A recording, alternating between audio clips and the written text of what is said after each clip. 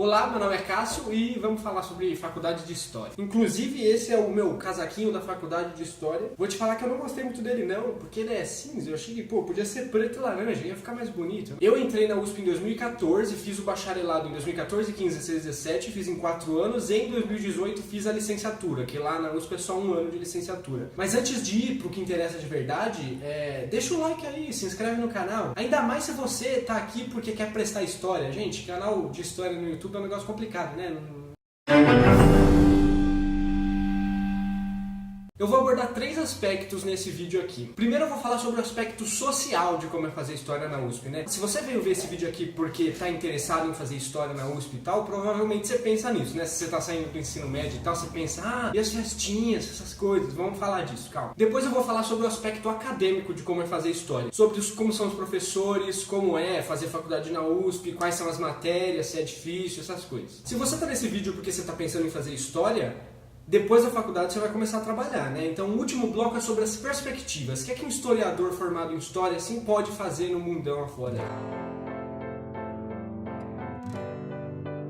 Para falar do aspecto social, tem um negócio que eu acho muito importante lá na História. Você monta a sua própria grade horária, sabe? Então você escolhe as matérias que você faz. Só no primeiro semestre que você não escolhe nada, eles te dão porque você acabou de entrar, você não sabe como é que funciona o sistema, essas coisas ainda, então você não escolhe nada. Lá na História, a faculdade te dá sugestões, né? Eles te dão o que eles chamam de semestre ideal na hora de você se matricular. Então faça essas matérias aqui que é o certo, né? Seria a ordem correta de você fazer. Mas você precisa seguir o semestre ideal? Não precisa. Então você pode muito bem fazer uma matéria do 7º semestre no 2º semestre. Nada impede você de fazer isso. Se você conseguir a matrícula no sistema, você está dentro. Inclusive um negócio interessante é que lá você tem que escolher, né? Se você vai prestar História no vespertino, à tarde, ou História no noturno. Mas na verdade isso só serve para FUVEST mesmo, porque a partir do momento que você entra lá, tanto faz. Você pode fazer à tarde ou à noite. Desde que você tenha um professor que dê a mesma aula à tarde e à noite, né? Por exemplo, no meu primeiro semestre, onde eles jogaram as matérias pra mim, eram 4 matérias de segunda a quinta. Então logo eu descobri que dava pra assistir aula à tarde, mesmo que eu tenha passado a noite, eu só fui na faculdade de segunda e quarta, porque aí eu ia lá de tarde e de noite de segunda e tarde e de noite de quarta e não precisava ir nos outros dias. Eu gostei muito desse negócio de montar sua própria grade horária, né? Ele te dá uma liberdade que as faculdades que montam a sua grade pra você não te dão. Mas tem um aspecto negativo gigantesco esse negócio de sua própria grade horária, que é que você não tem uma turma pra você mesmo, certo? Na Unesp, por exemplo, eles montam sua grade horária. Então tá, essas matérias que você vai fazer, não tem tanta liberdade. Mas você vai do primeiro ao último ano com as mesmas pessoas, você conhece elas melhores, né? Na História não. Eu, por exemplo, na vida real, apesar de estar me expondo na internet aqui, na vida real eu sou mais tímido, eu sou mais na minha, entendeu? Eu não chego num lugar e começo a falar com todo mundo como se conhecesse as pessoas. Então pra mim foi um negócio bem complicado fazer coleguinhas lá na História, porque é muito mais difícil. Na Unesp você é jogado, você tem que fazer amiguinhos, até porque na Unesp é no interior, normalmente você tá numa cidade que você não conhece, aí é outra coisa completamente diferente. Mas se você gosta de festinha, meu querido, minha querida, se tiver dinheiro pra sustentar as festinhas, porque não é barato, então você tá feito, tá bom? Tem festinha na cidade universitária lá o tempo todo. As festas da FEFELESH, eu vou dizer que eu acho que elas são meio ruins, quando elas são feitas lá no vão da História, por exemplo. Vou botar uma foto do vão da História aí. O vão é um espaço aberto, certo? É um espaço que o som vai para todos os lugares. Então você toca a música lá, o som vai para todos os lugares. Eu acho que acaba ficando meio baixo o som lá e eu não gosto tanto. Mas tem vários outros departamentos lá na faculdade para você ir em festinhas. Da ECA, por exemplo, coisa fina. Acho que o maior problema das festinhas na USP é que tudo tem fila pra caramba, cara. Então, às vezes, se é num lugar que não é na faculdade, é num lugar alugado e tal, é fila pra entrar, é fila pra comprar o ticket pra você comprar, pra pegar cerveja e álcool, é fila pra ir lá e trocar o ticket pela cerveja, é fila pra ir no banheiro, é fila pra tudo, cara. É uma fila demorada. E se tem um negócio que eu odeio nesse mundo é fila. Então, putz, teve uma festeca que foi num lugar alugado. Nossa, caramba, eu fiquei mais em fila do que me divertindo naquele lugar, era impossível. E nisso, por exemplo, as festinhas de República da Unesp dão de 10 a 0, porque é menos gente, né? República é uma casa, né? Eles moram em casas e às vezes eles fazem festas nessas casas. Então é muito menorzinho. Eu fui em uma lá em Franca que era open bar de cerveja, de chopp, e não tinha fila, cara. Open bar e não tinha fila. Lá na História USP, você não tem como prestar direto para História licenciatura, por exemplo. Você presta para História bacharelado. E depois, lá dentro, você abre a licenciatura. Mas assim, então logo que você entra no bacharelado, já no segundo semestre você pode abrir a licenciatura. Aí faz as matérias da licenciatura lá e pronto. Eu, por exemplo, eu não quis misturar as coisas. Então primeiro eu me formei os 4 anos do bacharelado e aí eu fiz em 1 ano a licenciatura. Eu achei tranquilo. Dá pra fazer tudo em 4 anos? Dá, mas eu acho que você vai sofrer um pouco. Vai ser muita matéria em 4 anos, mas dá pra fazer. Sobre as matérias que você cursa em História e os professores, eu vou falar um pouco agora, eu vou colocar aí na tela as matérias que eu fiz desde o primeiro ano até o último e vamos lá. Aí, por exemplo, primeiro semestre de 2014, Metodologia de História 1, História do Brasil Colonial, História Ibérica 1 e História da América Colonial. Eu não escolhi essas, né? Se você entrar, você também não vai escolher. Essas eles já te jogam, já são as suas. Eu achei um problema, eu ainda acho um problema esse tipo de metodologia de História 1 logo no primeiro semestre. Que, é muito complicado. Eu que saí do terceiro ano do ensino médio direto para a faculdade, eu fiquei boiando em todas as aulas, né? Eles não te ensinam a pegar um texto e ler um texto e interpretar um texto. Você tem que se virar. E aí, as minhas notas na faculdade, elas começam uma merda e lá no final elas vão subindo, vai melhorando um pouco, porque no começo é uma desgraça. Pra você pegar a manha de como é as coisas, demora. No meu caso, demorou pelo menos, né? Eu nunca fui um aluno muito bom. Segundo semestre, Metodologia de História 2, História do Brasil Colonial 2, História Ibérica 2, História da Cultura 2 e Cultura Chinesa 2, né? Cultura 2 e Chinesa 2 é optativa, né? Então você vê aí que eu fiz a 1 antes de fazer a 2? Não, eu fui direto para 2 e não tem problema, lá você pode fazer. Primeiro semestre de 2015, Geografia Humana Geral e do Brasil. Ô desgraça de matéria, cara, eu não entendi nada até hoje. História Antiga 1 e História Medieval 1. Você vê que, né, eu fui meio preguiçoso nesse semestre, eu fiz 3 matérias só no semestre, dava pra fazer mais. Essa Geografia Humana Geral e do Brasil é a matéria da história que é da geografia, né? É da mesma geografia. O pessoal que faz geografia lá tem que fazer uma matéria da história. Só que aí ninguém entende nada, porque é outro campo, totalmente diferente. Eu tirei 6 em Geografia Humana, isso é uma nota altíssima. Eu achei que eu tinha tirado 5. Inclusive a média lá, o mínimo que você pode tirar é 5. História Antiga 2, Medieval 2, História da África. Também podia ter pego mais uma matéria aqui, hein? 2016, primeiro semestre. Moderna 1, Brasil Independente 1, História da América Independente 1 e Cultura Chinesa 1. Você vê? Mó tempo depois que eu fui fazer Cultura Chinesa. História da América Independente foi a matéria que eu cheguei mais próximo de reprovar, né? É muito difícil de você reprovar numa matéria na história. Mas essa daí, putz, eu não estava nem um pouco interessado no conteúdo, era um negócio que eu não ligava e eu acabei não lendo texto nenhum.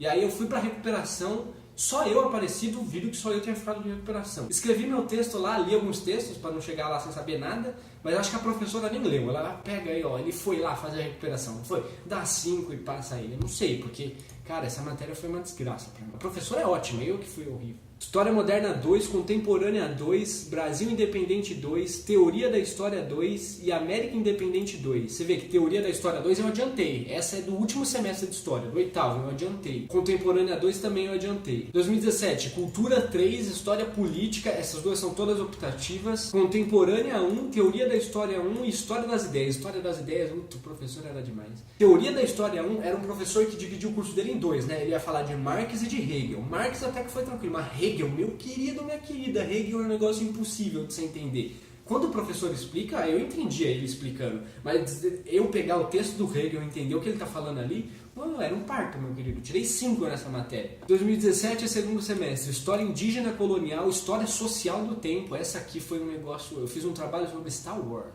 A Escola no Mundo Contemporâneo, História da Ciência Técnica e do Trabalho. Essa História da Ciência Técnica e do Trabalho tinha 15 pessoas e o professor, ele era um senhor, eu gostava dele, mas ele falava de um jeito tão sonolento. Putz, não teve uma aula que acho que eu acabei dormindo uns 10 minutos ali, porque era complicado, era muito boa, muito boa. E bacharelado é isso, minha gente. Aí o próximo ano, 2018, já é as matérias da licenciatura. A matéria do bacharelado acabou. Licenciatura, POEB, né, que é Política e Organização da Educação Básica no Brasil, Didática, Metodologia do Ensino da História 2, Ensino da História, Teoria e Prática. Eu não sei muito o que falar sobre essas matérias, porque é um negócio muito específico. Introdução aos Estudos da Educação, enfoque histórico, tem 3 enfoques, histórico, filosófico e eu esqueci o outro. Então você pode fazer qualquer um dos 3, não precisa fazer exatamente o histórico só porque você faz história. Psicologia da Educação, olha isso. Psicologia da Educação, Constituição do Sujeito, Desenvolvimento e Aprendizagem na Escola, Cultura e Sociedade. A matéria foi legal, mas esse nome é complicado. Era um francês, era francês argentino brasileiro. Ele se achava pra caralho. A sala não gostou muito dele não, ele falava umas merdas, as pessoas respondiam e ele era grosso, vixe Maria. Metodologia do ensino de História 2 e Libras, línguas de sinais. Aí eu aprendi o alfabeto e algumas palavras basicamente, não é nada muito específico não. Ó, então se o aspecto social lá de fazer amiguinhos, essas coisas lá na história não é tão bom quanto poderia ser, o aspecto acadêmico, minha gente, é um dos melhores, sinceramente. É só... Mesmo aquele professor que eu não gostava, aquele professor que deixa pra passar a lista de presentes 11h30 da noite, esses professor cuzão, mesmo isso eu preciso admitir que eles são bons. Tem muito professor cuzão lá, mas eles são bons na matéria que eles dão, eles são bons professores. Se você está vendo esse vídeo porque está pensando em fazer história na USP, eu aposto que ou você está pensando em ser professora, professor, ou historiador, historiadora, certo? E é verdade mesmo, a maioria das pessoas que se formam na história vai ser professor, professora, ou vai seguir a carreira acadêmica para virar historiador. Mas existem outros campos de trabalho, e hoje em dia esses campos estão aparecendo cada vez mais. Eu fiz um estágio, por exemplo, no Arquivo Histórico do Tribunal do Trabalho de São Paulo, né? Ótimo lugar, é fantástico, as pessoas lá são maravilhosas. Inclusive, porque eu trabalhei lá e porque as pessoas eram tão legais, o trabalho era legal, eu tive vontade de trabalhar em arquivo. Eu não sabia nada sobre trabalhar em arquivo, historiador em arquivo antes disso, né? Mas depois desse estágio eu até fiquei com vontade. Inclusive, para você ter uma noção, o diretor do arquivo histórico lá, ele se formou na FEFELESH em 2000 e pouquinho, lá na História USP. Aí ele não seguiu na área, prestou para a Justiça do Trabalho, passou, foi pro arquivo e veio a ser o diretor do arquivo histórico, para você ver, né? Tem espaços fora ser professor e historiador? Tem, mas são bem menores, né? Abriu concurso para historiador nesse mesmo arquivo, né? Só que era muito difícil. Aí eu até prestei a prova, mas... Se você quer seguir na área da pesquisa, quer ser historiador, historiadora, vou te dizer que eu acho que eu não conheço ninguém que tentou iniciação científica, foi até o final da burocracia e não tenha conseguido uma bolsa ali, algo para ajudar ela. Acho que eu não conheço ninguém. Os colegas que eu sei que queriam fazer mestrado e foram atrás disso já estão fazendo já. Eu não sei como é de conseguir bolsa e a bolsa não é ajustada faz tempo, né? Então a inflação está comendo essa bolsa aí. Agora, sobre a perspectiva de ser professor, eu não sei se eu sou a melhor pessoa para falar sobre isso, porque eu tô numa espiral de pessimismo para ser professor aqui que não acaba mais. No momento eu dou aula particular de história, de humanas em geral, de inglês, mas, cara, para dar aula particular é uma coisa, dar aula em uma escola, para alunos, em uma sala, é outra completamente diferente. A verdade é que a vida de professor, desde que eu nasci, desde que eu me dou por gente, pelo menos, nunca foi, né? Você sempre falava, você é professor, tem certeza que você quer ser professor? Inclusive, professores, né? Mas eu sinto que parece que tá piorando, né? Perspectiva é a ideia do futuro, né? E a minha ideia de futuro é que tá piorando. Você liga a TV, você vê notícias sobre o quê? Em São Paulo é o aumento da contribuição previdenciária dos professores, né? Você já ganha pouco e vai pagar mais imposto. É sobre notícias sobre, ao invés de fazer concurso para efetivo que tem mais direitos, não. Faz concurso para temporário e chama temporário. Temporário não tem. Professor temporário não tem um monte de direitos lá que o efetivo tem. Mas você liga notícias sobre a conspiração nacional dos professores que estão doutrinando seus alunos, que todos os professores são petezistas, são pessoalistas, pelo amor de Deus, meu gente. Durante a licenciatura você tem que fazer estágio nas escolas, né? E você vê que, gente, não tem tempo, não tem controle de sala ali pra ficar convertendo aluno, pelo amor de Deus. E a ideia também de que o aluno é um ser burro que não responde, e é muito pelo contrário. O aluno questiona, o aluno fala, eu acho que você tá errado, hein, professora? O aluno não aceita tudo que o professor fala, não. E tá certo, não tem que aceitar mesmo. Pelo menos sobre a opinião pessoal de algumas coisas, né? Agora, se o aluno fala, não, Cabral não descobriu o Brasil em 1500, não, eu vi na internet que foram os aliens, aí peraí também. Ou seja, é só notícia merda atrás de notícia merda, entendeu? Então, eu tô frustrado pra caralho com essa vida de ser professor. Apesar desse meu pessimismo, você que tá me vendo, e se você chegou até aqui, né, eu tô com a impressão de que esse vídeo vai ficar grande. Você que tá me vendo e quer ser professor, você acha que essa é a sua vocação, que essa é a sua carreira que você quer fazer, isso que você quer fazer pra sua vida, vai lá e faz, minha gente. Não deixa ser afetado por professores antigos que estão lá e se pudessem teriam feito outras coisas, todas essas coisas. Não tô falando que vai ser fácil, nunca é fácil, vai ser difícil. Mas vale a pena, viu? Mesmo em aula particular, quando você vê que o aluno está interessado no que você está falando, e aí ele faz perguntas, e ele desenvolve o assunto, é fantástico um negócio desse, é muito bom dar aula. Dar aula é um negócio bom, você não entendeu? Só que as condições de como essa aula são dadas, tanto de salário quanto de as condições físicas da escola, que tá complicado nesse Brasilzão. Então é isso aí, minha gente. É isso que eu tenho pra falar sobre fazer história na USP. Se você tem perguntas, deixa aí nos comentários que eu vou respondendo, ou eu venho a fazer um vídeo respondendo essas perguntas, não sei.